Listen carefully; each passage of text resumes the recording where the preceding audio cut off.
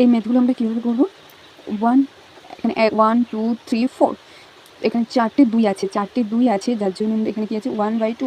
যে সংখ্যাটা লাস্টে থাকবে এই যে 1/2 সেটা আমরা এখানে লিখে নেবো 1, পাশে 2।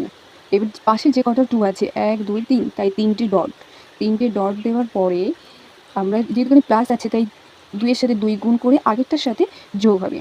যে বুঝতে পারছো না সে বলবেন। 2 2 4, এই 2-এর সাথে এই 2 গুণ করবো আমরা, গুণ করে আগেরটার সাথে যোগ করবো। 2 2 4 আর 1 5। তো আমরা এই প্রথম ডটের নিচে 5 লিখে নেব 5।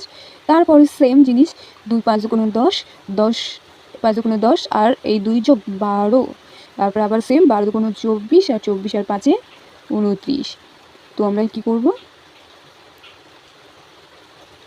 এই 12/29 আর উপরে যে 29টা আছে সেই 29টা আমরা এখানে পাশে লিখে নেব।